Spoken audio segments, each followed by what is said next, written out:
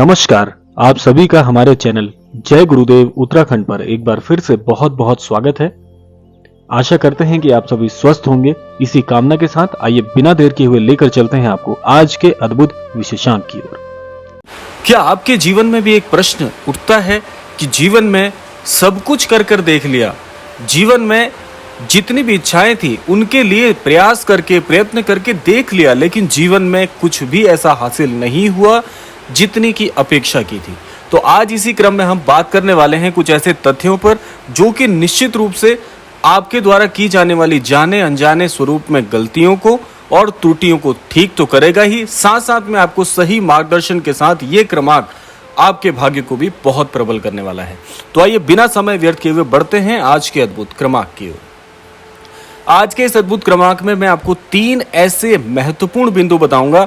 यदि आप इन 3 बिंदुओं के अनुरूप अपने जीवन में आगे बढ़ते हैं तो निश्चित तौर पर आपके जीवन में होने वाली जो घटनाएं हैं अधिकतम आपके पक्ष में होंगी और साथ साथ में आपको सही मार्गदर्शन भी प्राप्त होने वाला है। तो आइए बढ़ते हैं पहले मुख्य बिंदु की ओर। देखिए, बहुत से लोग कहते हैं कि हम जीवन में नियम बनाकर चल रहे हैं, जीवन में कुछ ऐसे मूलभूत सिद्धांतों के अनुरूप चल रहे हैं, लेकिन फिर भी जीवन में ऐसा कुछ देखने को नहीं मिल रहा जो कि बहुत ज्यादा प्रभावशाली लगे। बहुत से लोग कहते हैं कि हम श्री हनुमान चालीसा का पाठ करते हैं, लेकिन हमने बहुत सुना है कि श्री हनुमान चालीसा का पाठ करने से सिद्धियां मिलती हैं, जीवन में व्यक्ति सफलता अर्जित करता है और बहुत से ऐसे अनुभव होते हैं जो कि सकारात्मक होते हैं, लेकिन हमारे जीवन में ऐसा क्यों नहीं हुआ।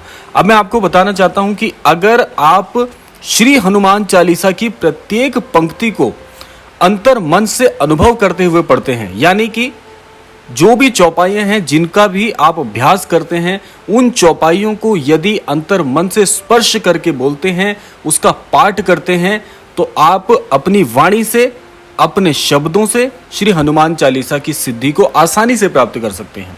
अब ये होगा कैसे? देखिए, श्री हनुमान चालीसा एक ऐसा सूक्ष्म ग्रंथ है जो कि अपने आप में पूर्ण रूप से सिद्ध है, उसको किसी प्रकार की सिद्धि की आवश्यकता नहीं है। इसीलिए आपको तो केवल इतना करना है कि अपने श्री हनुमान चालीसा के पाठ के अभ्यास को निरंतर करते रहना है, नियमित रूप से करते रहना है और अनुभव के साथ करना है। बहुत से लोग क्या गलती करते हैं कि श्री हनुमान चालीसा को महज पढ़ लेते हैं। देखिए, पढ़ने का और सुनने का ज्ञान तो आपको पहले से है ही। आज के इस समय में प्रत्येक भौतिक संसाधन इतने ज्यादा सुगम हैं कि अगर आप कोई भी जानकारी चाहते हैं तो इंटरनेट के माध्यम पर सब कुछ उपलब्ध है, सब कुछ आज आप समझ सकते हैं। लेकिन अनुभव कैसे करेंगे? अनुभव तो अंतर मन से ही होगा। जब तक आप अंतर मन से, अपनी वाणी से, हृदय से स्पर्श नहीं कर लेते इन सिद्ध चौपाइयों को, तो आपको जीवन में फल कैसे मिल सकता है? आप खुद ही सोचिए। तो आप श्री हनुमान चालीसा के पाठ को अनुभव करके अभ्यास करें। आप देखेंगे कुछ ही दिनों में, बहुत ज्यादा समय की बात नहीं हो रही है, कुछ ही दिनों में आपको इसका प्रभाव बहुत सकारात्मक रूप से दिखने लगेगा और अब तक जो अनुभव आपने नहीं किया था वो अनुभव आपको प्राप्त हो जाएगा। तो यह था मुख्य बिंदु। अब बात करते हैं और मुख्य 2 बिंदुओं की। तो आइए बढ़ते हैं दूसरे बिंदु की ओर। दूसरे बिंदु में मैं आपको एक बात बता दूं, ये मैं अपने व्यक्तिगत अनुभव से आपको बता रहा हूं कि श्री महाराज जी के सानिध्य को जो लोग प्राप्त करना चाहते हैं, श्री महाराज जी से जो लोग जुड़ना चाहते हैं, एक ऐसा उपाय मैं आपको बताऊंगा कि श्री महाराज जी की जितनी भी शिक्षाएं हैं उनको आप अपने जीवन में पूर्ण रूप से जीवंत कर दीजिए। उनके अनुरूप भी अगर आप चलते हैं, आपका कल्याण निश्चित है। श्री महाराज जी के द्वारा बताई गई जितनी भी शिक्षाएं हैं, उन शिक्षाओं का अनुसरण आप करना प्रारंभ कर दीजिए, उनके अनुरूप चलना प्रारंभ कर दीजिए। जैसे कि श्री महाराज जी कहते हैं कि सदैव सत्य को बताएं। ये एक नियम बना लीजिए कि जीवन में कैसी भी परिस्थिति आ जाए, आप सत्य के सिवा कुछ नहीं बोलेंगे। सत्यता का प्रमाण बन जाइए, सत्यता को लोगों को बताइए। जीवन में जो चीज प्रामाणिक है उस पर बल देकर लोगों को आप प्रसारित करिए इस बात को और साथ साथ शिक्षित कीजिए। आप देखिए आपके जीवन में कैसे कैसे अनुभव हो जाएंगे। आपने जो अपेक्षा नहीं भी की होगी वो भी महाराज जी देने में पूर्ण रूप से सक्षम है। सबसे आसान और सबसे सरल उपाय मैं आपको इस क्रमांक में आज बता रहा हूं कि महाराज जी की जितनी भी शिक्षाएं हैं उसके द्वारा और उसको जीवन में शामिल कर कर जीवन जीना सीख लीजिए। आपका जीवन सरल तो होगा ही और जीवन में ऐसे ऐसे चमत्कार आपके घटित होंगे। आप अंतर मन में जो चीज सोचेंगे, सोचने मात्र से आपको वो प्राप्त हो जाएगी। ये काम आपका नहीं है। मैं फिर, आप इस बात को रेखांकित कर लीजिएगा, मैं फिर से आपको बता देता हूं, यह काम सोचने का आपका नहीं है कि आपने कोई इच्छा रखी है मन में, वो पूरी कैसे होगी। अगर यह भी आप सोचेंगे तो ईश्वर आपके लिए क्या सोचेंगे।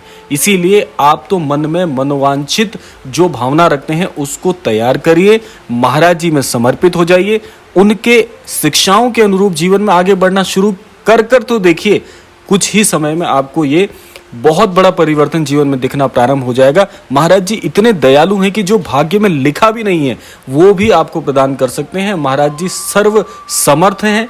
महाराज जी गुरुओं के गुरु हैं। इस सृष्टि में, इस ब्रह्मांड में महाराज जी की पूर्ण रूप से सत्ता है। महाराज जी कहते हैं कि इस संपूर्ण ब्रह्मांड में महाराज जी पूर्ण रूप से नियंत्रण रखते हैं। अब आप सोचिए कि ऐसा कौन सा प्रसाद है जो आप प्राप्त नहीं कर सकते। विश्वास की कमी है आपके जीवन में, विश्वास को मजबूत कर देखिए, आपके जीवन में चमत्कार होने स्वतः ही प्रारंभ हो जाएंगे। तो यह था दूसरा मुख्य बिंदु जो आपको अपने अंतर मन से जोड़कर चलना है, आध्यात्म के अंतर्गत चलना है। आप देखिएगा परिवर्तन स्वतः ही आप अनुभव करेंगे, ये आपको कोई बताने नहीं आएगा। अब बात करते हैं तीसरे और सबसे मुख्य बिंदु की। अब तीसरा बिंदु देखिए, ये सभी के लिए सबसे महत्वपूर्ण भाग है। बहुत से लोग इस वजह से परेशान हैं कि हमारे जीवन में तो कोई मार्गदर्शन ही नहीं है। बहुत से लोगों का प्रश्न होता है कि जीवन में गुरु किसे माने। बहुत से लोग ये कहते हैं कि अब तक हमें हमारे जीवन का मकसद ही पता नहीं चला कि हम जीवन में क्या करना चाहते हैं। जिन लोगों के ऐसे गूढ़ प्रश्न हैं, जिन लोगों के मन में यह चलता है कि हम सही मार्गदर्शन आखिर किससे प्राप्त करें, ऐसे लोगों के लिए मैं कहना चाहता हूं कि अनन्य भक्तों की सहायता श्री हनुमान जी बहुत बहुत बेहतर तरीके से कर सकते हैं। जिन लोगों को जीवन में अब तक गुरु का ज्ञान नहीं मिला, जिन लोगों को अभी तक गुरु की खोज नहीं हुई, ऐसे लोग आप श्री हनुमान जी से हनुमान जी का सानिध्य आप मांग लीजिए। श्री हनुमान जी आपके ऐसे प्रश्नों के उत्तर आपको प्रदान करने में बहुत बहुत सक्षम है।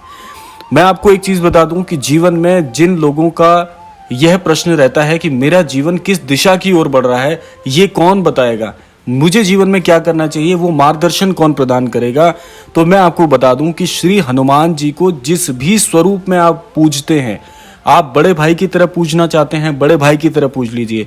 आप एक गुरु की तरह पूजना चाहते हैं तो गुरु की तरह पूज लीजिए। आप अनन्य भक्तों के सदगुरु के रूप में पूजना चाहते हैं तो सदगुरु के रूप में पूज लीजिए।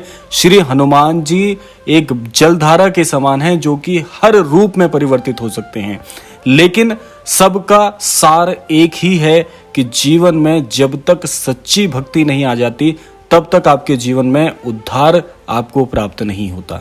सच्ची भक्ति का आशय क्या होता है, आज यह भी समझ लीजिए।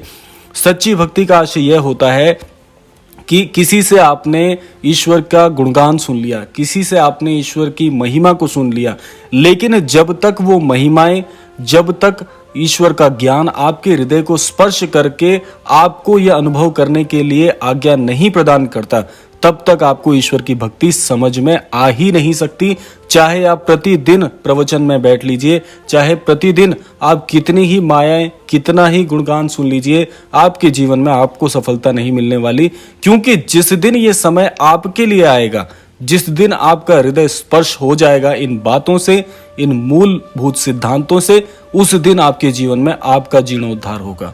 इसीलिए समर्पण, इसीलिए आध्यात्म में सबसे ज्यादा महत्वपूर्ण बताया गया है, क्योंकि जब आप समर्पित होते हैं तब जाकर आपको भक्ति, ज्ञान, ये सब आपके हृदय को स्पर्श करते हैं। अगर आप केवल इस इंतजार में बैठेंगे कि कोई सद्गुरु आएंगे और मुझे ज्ञान दे देंगे तो मुझे ज्ञान की प्राप्ति हो जाएगी, ये इतना आसान भी नहीं होता। इसीलिए समर्पण का भाव सीखिए और श्री हनुमान जी की आराधना करना मत भूलिए। जिन लोगों के जीवन में घनिष्ठ प्रकार के कष्ट चल रहे हैं, जिनके जीवन में बहुत ज्यादा उलझने चल रही हैं, उनके लिए श्री हनुमान जी की आराधना करना सर्वोपरि होगा। और इसके लिए आपको सहायता करेंगे श्री महाराज जी, क्योंकि ईश्वर से मिलाने वाले भी जो होते हैं, इसीलिए उन्हें गुरु कहा जाता है, सदगुरु कहा जाता है। तो गुरु की खोज जिसने कर ली, ईश्वर उसको बड़ी ही सुगमता से प्राप्त हो जाते हैं। तो यह था आज का अद्भुत क्रमांक। आशा करते हैं इस क्रमांक के माध्यम से अवश्य ही आप कुछ सीख पाए होंगे। इसी कामना के साथ विदा लेने का समय भी आ गया है। विदा लेने से पूर्व समय है प्रार्थना का। यही प्रार्थना करना चाहूंगा कि श्री महाराज जी सभी को सद्बुद्धि प्रदान करें, सभी को सन्मति प्रदान करें और इस संपूर्ण सृष्टि का, इस संपूर्ण लोक का कल्याण हो। इसी कामना के साथ विदा लेते हैं। मिलते हैं अगले क्रमांक में। तब तक के लिए जय श्री राम, जय गुरुदेव, जय उत्तराखंड।